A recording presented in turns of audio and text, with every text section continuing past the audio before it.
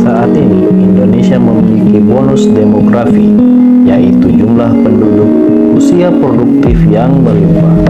Pemerintah harus memanfaatkan keuntungan ini untuk dapat membawa negara Indonesia menjadi negara yang sejahtera, berdaya saing di tingkat global, dan bermartabat. Menurut data statistik, bonus demografi ini akan terus meningkat dan mencapai puncaknya pada tahun 2030. Ini tentu saja menjadi PR buat kita semua untuk dapat memanfaatkannya.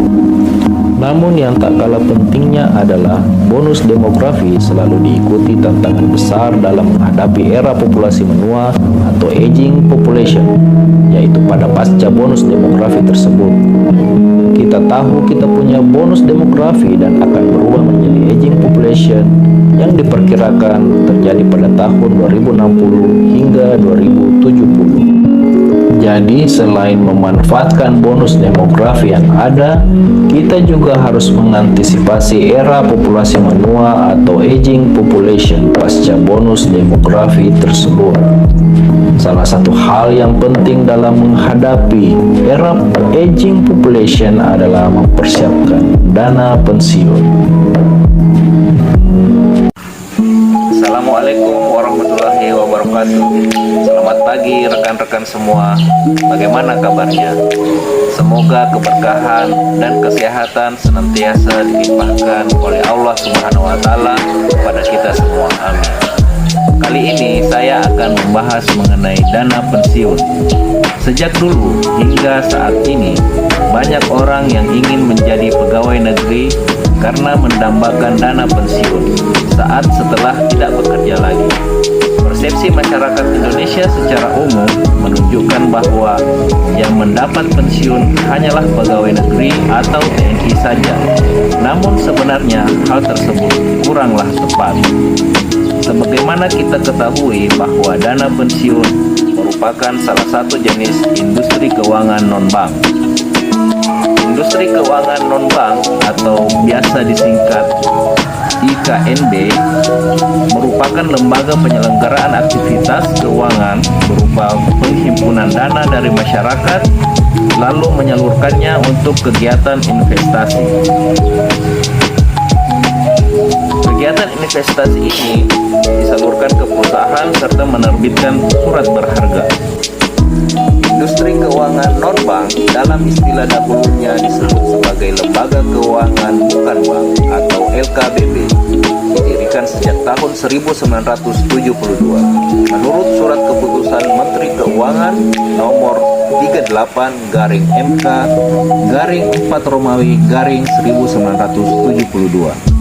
Tujuan pendiriannya ialah untuk mendorong perkembangan pasar modal agar penyaluran dananya lebih efisien sehingga meningkatkan kesejahteraan masyarakat.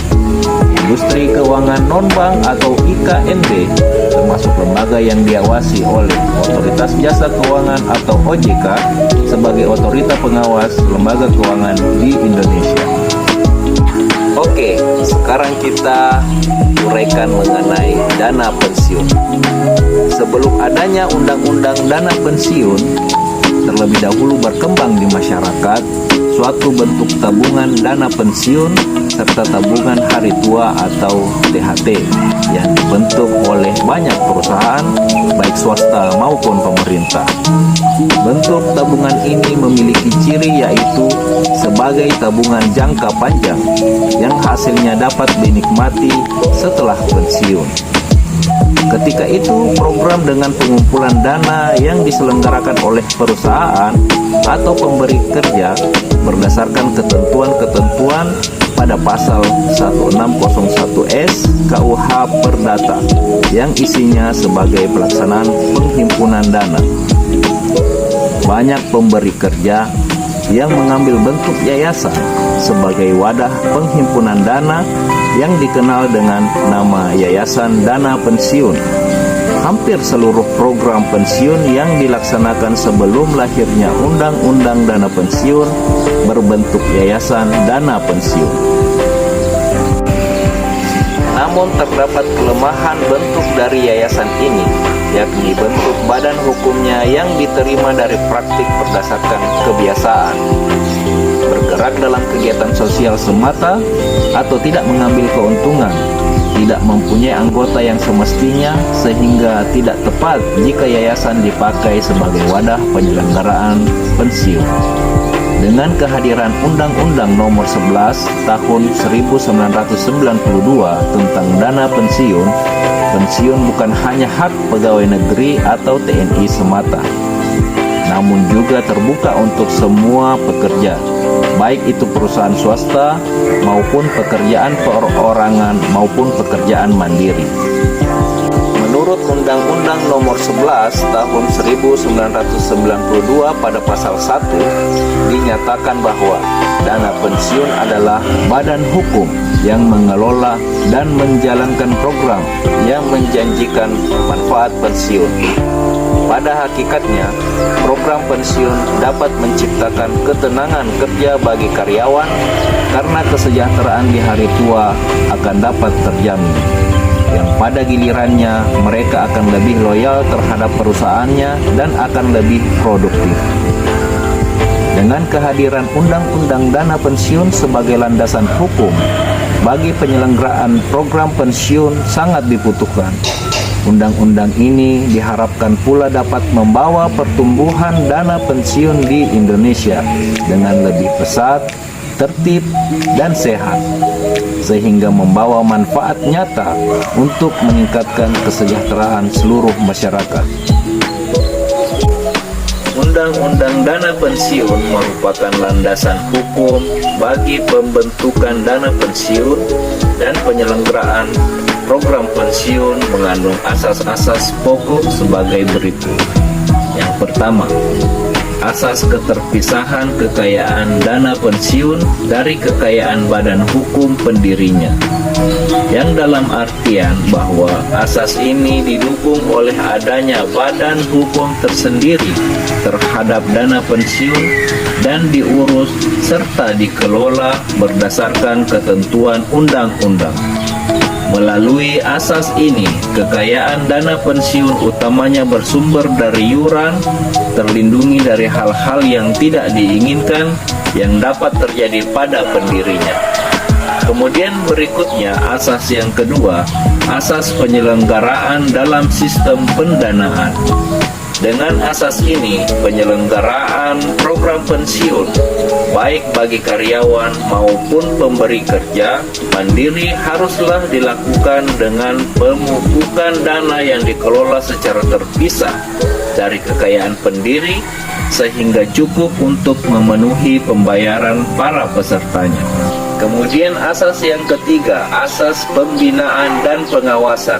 Asas ini sesuai dengan tujuan dihindarkannya penggunaan kekayaan dana pensiun dari kepentingan-kepentingan yang mengakibatkan tidak tercapainya maksud utama dari pemupukan dana, yakni untuk memenuhi pembayaran hak peserta. Asas yang keempat, asas penundaan manfaat.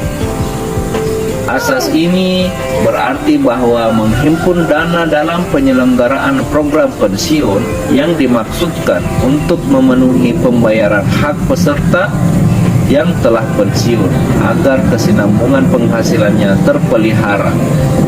Asas yang kelima, asas kebebasan untuk membentuk dana pensiun. Asas ini menjelaskan bahwa keputusan untuk membentuk dana pensiun merupakan prakarsa pemberi kerja guna menjanjikan manfaat pensiun bagi karyawannya yang membawa konsekuensi pendanaan.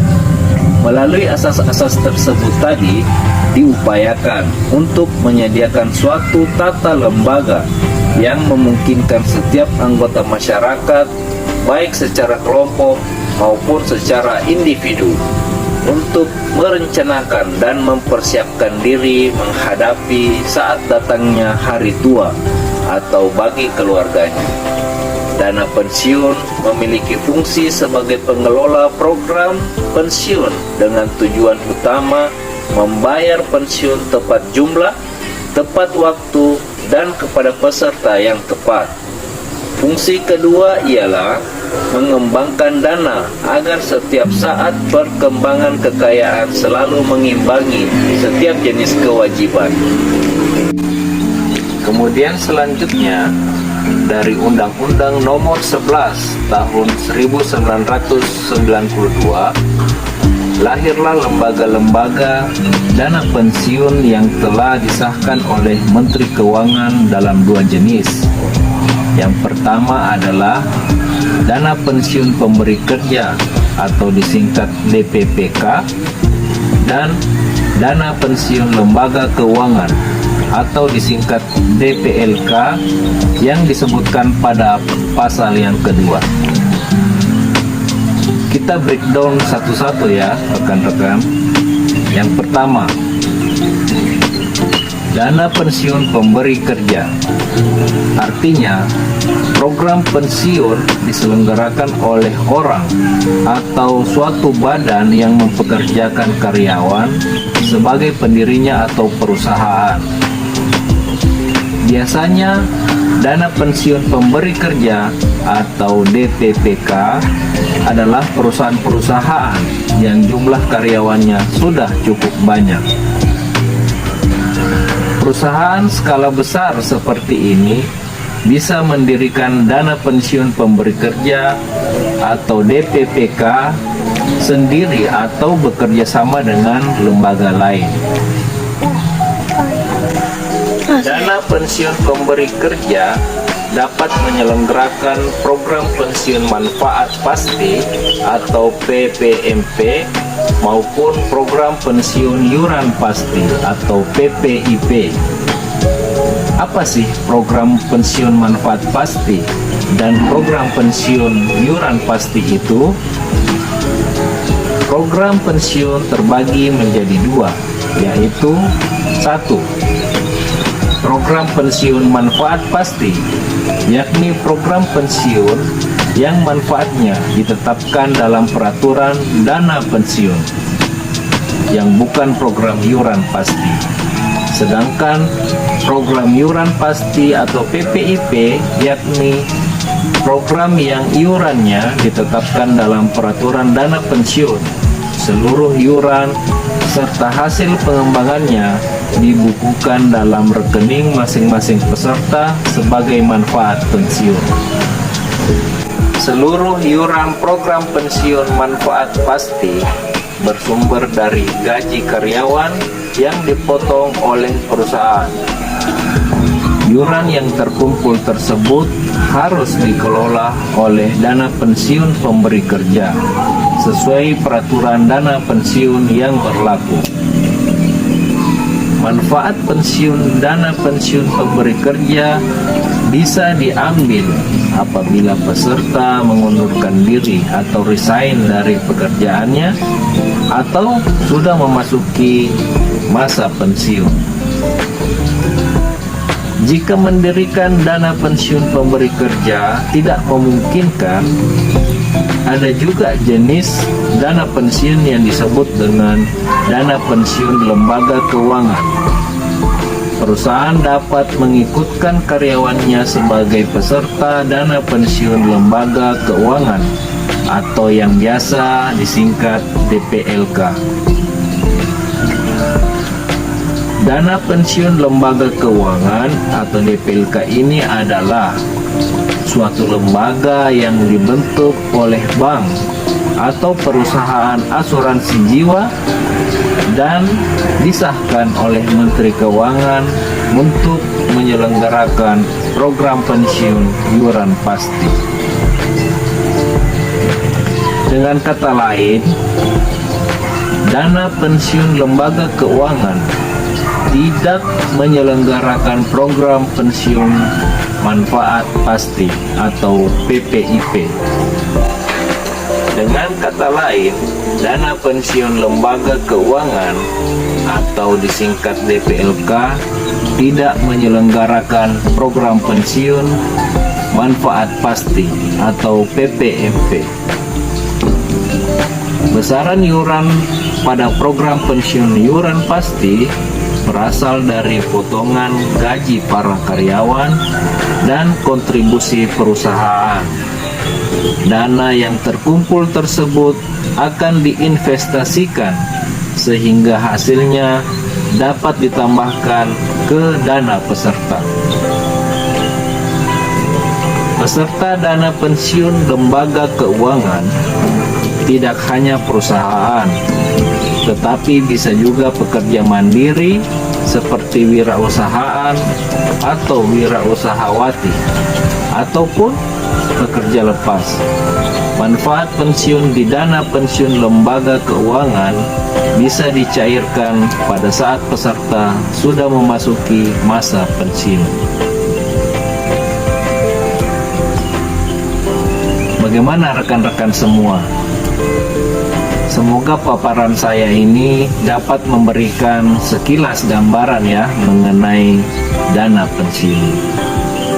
Semoga ada manfaatnya buat rekan-rekan sekalian. Mohon dimaafkan bila terdapat banyak kesalahan dalam paparan kami, karena bagaimanapun kami masih dalam proses pembelajaran. Terima kasih juga kami ucapkan kepada Ibu Dr. Diana Riana Pitupulu, SH, MH, MBA, sebagai dosen pengampu kami untuk mata kuliah Hukum Perbankan dan Lembaga Keuangan. Salam sehat selalu dari Bumi Cendrawasih, Sorong, Papua Barat. Assalamualaikum warahmatullahi wabarakatuh.